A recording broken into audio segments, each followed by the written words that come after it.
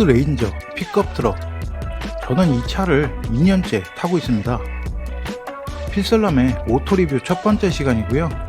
2021년 상반기 한국에 출시되는 차량이라 여러가지 비교하시면서 감성적인 측면에서 보시면 좋을 것 같아 리뷰를 준비했습니다. 포드 레인저 와일드 트랙입니다. 동남아와 호주 등에만 출시되었는데 2019년부터 북미 시장도 출시가 돼서 베스트셀링 F150의 동생격으로 좋은 반응을 얻고 있는 차량입니다.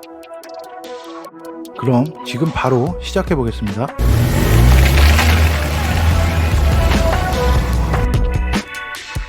한국 시장에선 이미 출시된 쉐보레 콜로라도, 렉스턴 스포츠 칸과 경쟁이 되는 모델일 텐데요. 픽업의 특성상 상업용으로 이용하시는 분들이 굉장히 많으실 거고요. 저처럼 레저용으로 이용하시는 분도 많이 있을 겁니다.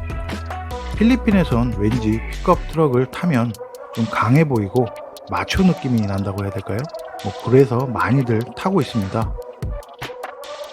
오늘 리뷰할 차량은 2018 포드 레인저 와일드 트랙 2.2 4x2 모델입니다. 스펙을 잠시 한번 보시겠습니다.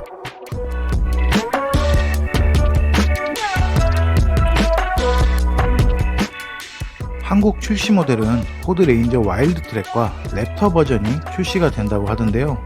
가장 궁금해하시는 가격은 와일드 트랙이 5천만원대, 랩터가 6천만원대로 책정돼서 출시가 된다고 합니다. 가솔린 모델은 미출시되고 2.0 디젤 엔진과 10단 자동 변속기 탑재한 모델이 출시가 된다고 합니다. 페이스리프트 전 모델과 차이는 엔진 및 외관 업그레이드랑 실내, 내부 몇 가지 업그레이드인 것 같고요. 현재 필리핀에서는 2021년식으로 판매가 되고 있습니다. 제가 2021년식 시승해 봤는데요. 엔진 업그레이드로 주행시 차이점 외에는 소소한 변화밖에 없습니다. 포드 레인저는 등급이 랩터가 출시되기 전에는 와일드 트랙이 최상위 등급이었는데 랩터가 나오면서 2등급으로 밀렸고요. 지금 보고 계신 오렌지 색상 차량은 와일드 트랙에만 출시되는 색상입니다. 어차피 한국에선 와일드 트랙에 옵션을 더 넣고 좀 빵빵하게 해서 판매할 거라고 예상이 되고요. 저 같은 경우는 지금 보시는 대로 픽업 트럭은 튜닝이 외부가 생명인지라 몇 가지 좀 변화를 줬습니다.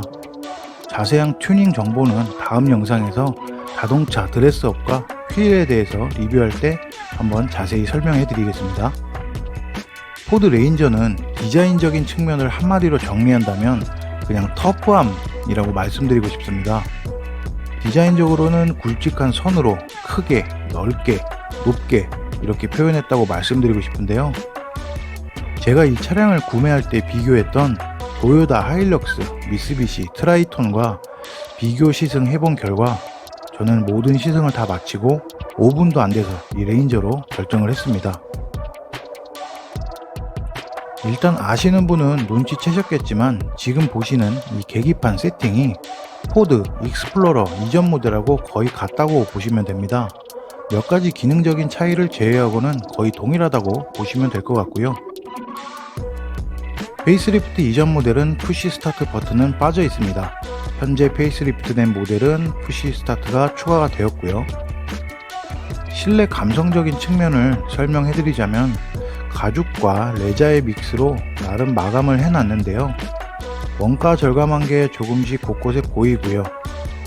마감재나 잡소리, 유격 같은 거는 거의 보이지 않습니다. 딱히 부족한 거 없이 모난 데 없이 욕 안 먹을 만큼 잘 구성을 해놨다는 생각이 듭니다. 앰비언트 라이트는 8가지 색상으로 구성이 되어 있고요. 크루즈 컨트롤, 오토 레인 센서, 해당의 모니터는 포드 홈페이지에서 업그레이드 버전을 다운을 받고요. USB에 담아서 업데이트를 할 수 있습니다. 에어컨도 스크린으로 작동하실 수 있고요. 아니면 하단에 버튼으로도 조작이 가능합니다. 후방 카메라에 같은 경우 핸들을 움직이면 주차 라인이 이렇게 같이 따라서 움직이는 모습이고요. 버튼을 누르시면 확대도 가능합니다. 창문 버튼은 4개 중에 1개만 오토 업다운이고요. 나머지는 끝까지 누르고 계셔야 됩니다. 보통 픽업 트럭의 뒷유리 부분 이쪽에 작은 창문이 달려 있어서 환기하기가 정말 좋은데요. 이 레인저는 빠져 있습니다. 휠 베이스는 3220으로 넉넉한 공간이라고는 말하기에는 조금 무리가 있고요. 앞좌석 같은 경우 덩치 큰 사람도 무리가 없지만 제가 키가 180이 조금 넘는데 뒷좌석은 시트 조정이 불가능해서 장거리 주행에는 조금 불편함이 느껴집니다. 상대적으로 수납 공간이 부족해서 픽업 트럭한테는 신박한 기능들이 조금 숨어 있는데요. 뒷좌석 시트를 내리면 이렇게 수납 공간이 조금 있고요. 시트를 들면 이렇게 수납할 수 있는 작고 귀여운 공간이 또 숨어 있습니다. 아쉬운 점은 전고가 높기 때문에 상위 등급 픽업처럼 전동 발판이나 계단식 발판을 옵션으로 주는 차량도 있는데 레인저는 해당 발판은 따로 없고요. 옆에 날개라고 해야 되나? 이 파츠는 와일드 트랙에만 달려있는 파츠입니다. 보시는 후면 커버는 제가 사제로 장착을 한 거고요. 오픈 방식에 따라서 여러가지 제품을 찾으실 수 있습니다. 픽업 적재량은 베드 커버 종류에 따라서 높이 쌓아도 물건을 실 수가 있는데요. 이 부분은 용도에 따라서 선택하시면 될 것 같고요. 주행 성능은 포드 레인저 광고에서 보시듯이 가속력, 힘, 안정성입니다. 광고에서는 가파른 절벽을 막 올라가는데 저는 아직 오프로드에 도전해 본 적은 없고요. 저는 태풍이 오거나 비가 많이 오면 아예 외출을 하질 않습니다. 일단 차주 입장에서 주행 측면을 간단하게 설명해 드리자면 디젤 차량이라서 나름대로 펀치력은 있고요. 핸들링은 픽업치고는 상당히 가볍고 좋은 편입니다. 저속 구간에서 견인력을 필요로 할 만큼 세팅 자체가 저속에서 힘이 터지게 되어 있고요. 저속 구간에서는 답답함은 별로 느끼지 못하실 겁니다. 확실히 반박자 느린 응답력과 밀리는 브레이크가 승용차나 SUV와는 좀 비교되는 승차감인데요. 왜냐하면 프레임 바디 특성상 좋은 승차감을 기대하기는 어렵습니다.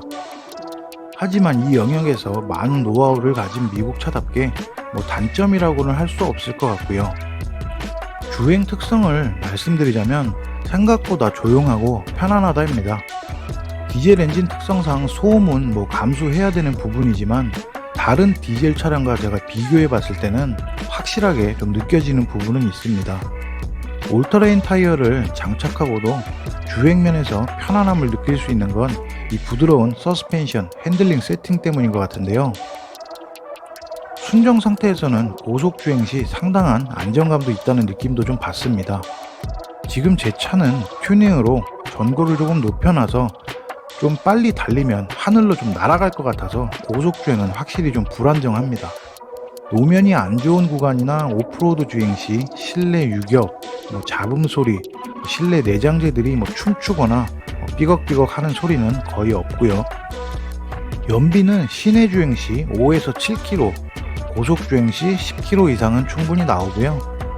차가 크고 무거워서 연비는 가성비가 뛰어나다고 말할 수는 없습니다. 차가 길어서 주차 시 반경이 안 나오거나 좁은 공간을 돌아갈 때 휠을 긁어먹기에는 최적의 조건인 차량이고요.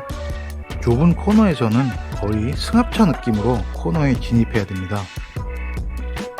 어느 나라에서건 차를 살 때는 고장이 가장 걱정인데요. 포드 서비스 같은 경우도 이전과 달리 홈페이지에 오너 등록 후 서비스를 예약을 하면 서비스 시간에 정확하게 입고하고 출고를 해주고 있습니다. 한국에 이 차량이 출시가 되면 쉐보레 콜로라도와 렉스턴 스포츠 칸 그리고 레인저 와일드 트랙이 경쟁을 할 것 같습니다. 레인저 랩터는 가격으로나 스펙으로나 아마도 집 글라디게이터와 붙게 될 것 같은데요. 저도 콜로라도와 칸의 리뷰를 많이 찾아봤는데 각 차종만의 특색들이 다 뚜렷한 것 같아서 픽업 트럭을 사시려고 하시는 분들에겐 좀 행복한 고민이 될 것 같습니다. 지극히 개인적인 오너 리뷰를 총평하자면 겉모양이 좋아서 샀다. 내 돈 들여서 좀 꾸몄더니 정이 많이 들었다. 옵션은 있을만한 거 있고 비싼 옵션은 없다. 막강한 디젤의 펀치력과 성능을 기대하면 안 된다. 유지 보수는 훌륭하다. 요렇게 정리할 수 있을 것 같습니다. 지금까지 필살남의 오토 리뷰 1편이었고요.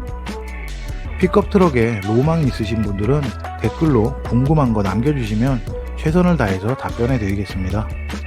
지금까지 시청해 주셔서 감사드리고요. 그럼 다음 영상에서 더 좋은 정보 가지고 오겠습니다.